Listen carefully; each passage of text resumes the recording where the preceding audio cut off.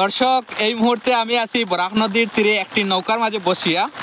আর আপনারা দেখতে পারটাই এই যে বরাক নদীর জল প্রচুর স্পিডে বাড়ে। আমি মনে করি আর সম্ভাবনা যেটা যে একটা বন্যা আসার সম্ভাবনা আছে, অনেক মানুষের ক্ষতিগ্রস্ত হওয়ার। যে কৃষক যারা ভাই বন্ধু আছেন তারা দেখতে পারটাই এটা কৃষকের যে মরিচ আসলো, মরিচটা ডুবি গেছে পুরো, আপনারা দেখতে পারটা। আর নদীর মধ্যে অনেক ধরনের বড় ছোট মাছ মারা ওর মানুষ মাছ মারিয়া জোহরটা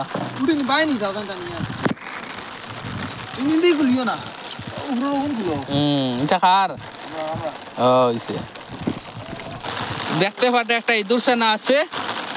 আর এই ইঁদুরছানাটা বন্যার জলে এই অবস্থা আছে, প্রায় কিনার হইলেও অনেক দূর আছে। আর এই যখন এই ইঁদুরছানাটা একটু বড় ইঁদুর আছে, আর তার উপরে ওইটা ডারে দিয়ে যাও না ভাই বাবা, একটু ডারে যাও, কাছে দিয়ে যাও বাবা।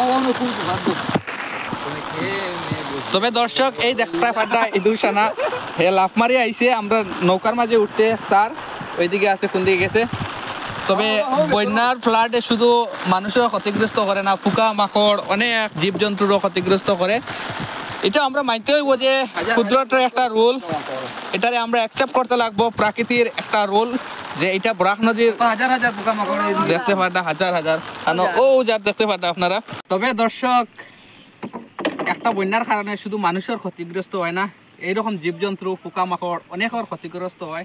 এই একটা ইঁদুরছানা দেখতে পারটা এই নদীর মাঝখানো হাবুডুবু খেলের। তবে আমরা এটারে বাঁচাইমু, নিয়ে একটা কিনারও নিয়ে রাখমু। আর এটা প্রাকৃতির এক রুল, এটারে আমরা অ্যাকসেপ্ট করতে লাগবো, এটার সাথে আমরা কিছু করারও নাই। তবে দর্শক, অনেক মানুষের ক্ষতিগ্রস্ত হইল, এটা আমার এই ফেসবুক পেজের মাধ্যমে আপনারা সামনে তুলিয়া ধরলাম। আর কি তা